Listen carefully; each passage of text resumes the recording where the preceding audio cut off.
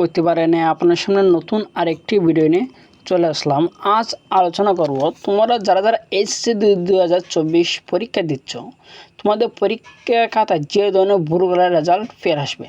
ঠিক আছে, এর আগে যদি আপনি জেনে না থাকেন যে কীভাবে যে ভুলটা করলে আপনার রেজাল্ট ফের আসবে, যদি এই কারণটা আগে থেকে জানে রাখেন তাহলে কিন্তু আপনার ক্ষেত্রে কিন্তু ভালো হবে। ঠিক আছে, তো তোমরা অনেকে যে ভুলগুলো করো, ওএমআর ভুল করা এবং পরীক্ষার খাতায় রেজিস্ট্রেশন নাম্বার, সেট কোড, বিষয় কোড এবং পরীক্ষার খাতায় স্বাক্ষর না দিলে কীভাবে ফের আসবে না পাস আসবে, আজকে এই নিয়ে আলোচনা করব। তার আগে বলবো যে ভিডিওটি কন্টিনিউ করবেন, কোনো স্কিপ করবেন না। ঠিক আছে, এর আগে বলিনি, আপনি যদি এই চ্যানেল নতুন হয়ে থাকেন তো আপনার কাছে রিকোয়েস্ট থাকবে যে এই ধরনের অল এডুকেশন সবার আগে আপডেট পাওয়ার জন্য অবশ্যই চ্যানেলটি সাবস্ক্রাইব করে পাশে থাকবেন। প্রথমত বলি, আপনারা যে ওএমআর এবং খাতায় যে দুইটা ভুল করেন, যে দুইটা ভুলের জন্য আপনারা কিন্তু অনেকে কিন্তু রেজাল্টটা কিন্তু ফেল আসে, সবচেয়ে বেশি যে দুইটা ভুলের কারণে। প্রথম যে ভুলটা সেটা হচ্ছে গিয়ে যে ওএমআরে ভুল করা, অর্থাৎ পরীক্ষার খাতায় রেজি নং, রোল নম্বর, সেট কোড, বিষয় কোড ভুল সবচেয়ে বেশি হয়।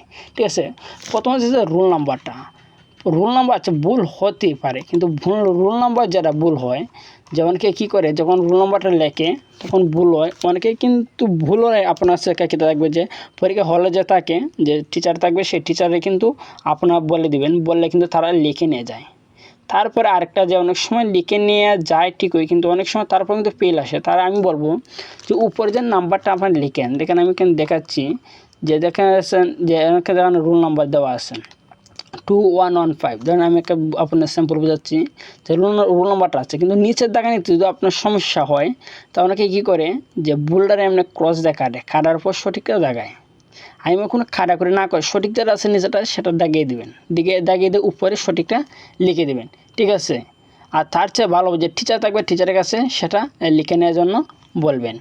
তারপরে যে ভুলটা হচ্ছে কি আপনার যে রেজিস্ট্রেশন নাম্বার, রোল নাম্বার এবং রেজিস্ট্রেশন নাম্বার দুইটার মধ্যে যদি একটা সঠিক থাকে, রোল নাম্বার অথবা রেজিস্ট্রেশনের মধ্যে যে কোনো দুটার মধ্যে একটা সঠিক থাকে, তাহলে কিন্তু তেমন একটা সমস্যা হয় না। তারা কিন্তু রোল নাম্বার দিয়ে কিন্তু আপনার রেজিস্ট্রেশন নাম্বারটা বার করতে পারে, আবার রেজিস্ট্রেশন নাম্বার দিয়ে কিন্তু রোল নাম্বারটা বের করার সিস্টেম আছে। দুটার মধ্যে অবশ্যই একটু মনোযোগ দিয়ে লিখবেন, যে দুটো সঠিক লেখার চেষ্টা করবেন। তারপর যদি ভুল হয় তো দুটার মধ্যে যদি একটা ভুল হয় তাহলে কিন্তু আপনার রেজাল্টটা ফেল আসবে না, পাস কিন্তু আসবে।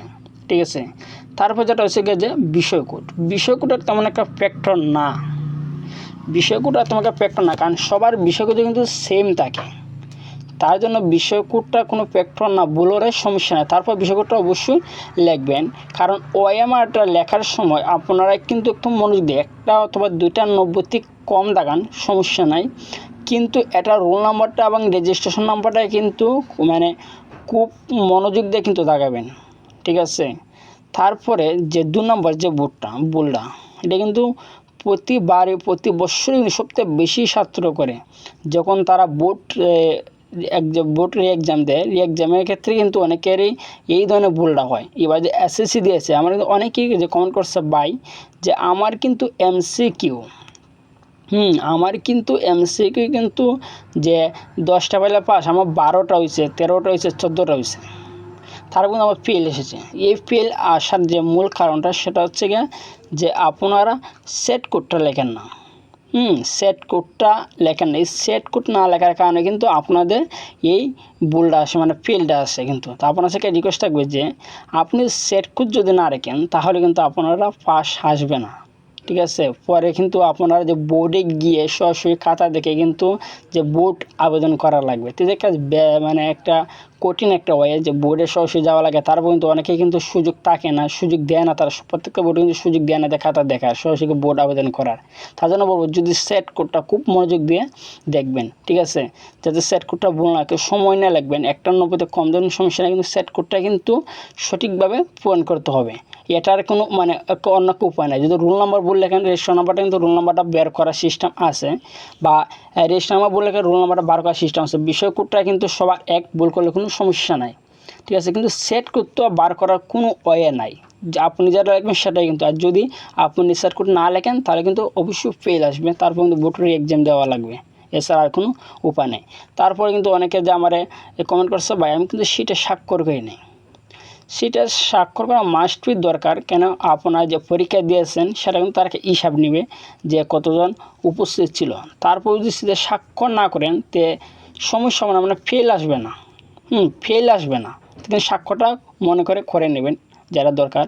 ঠিক আছে, আজকে এই ছিল আলোচনা যে আমি যে পরীক্ষার খাতা রোল লেজি এবং বিষয় যদি ভুল করি তাহলে কী হবে। আশা করি বুঝতে পারছেন যে যে পরীক্ষা এবং সেট কোড এবং বিষয় কোড লেখলে কী হবে। আজকে এই ছিল আলোচনা। তারপর যদি না বুঝে থাকেন অবশ্যই আমাকে কমেন্ট বক্সে জানাবেন। আর যদি ভিডিওটি ভালো লাগে অবশ্যই লাইক দিবেন।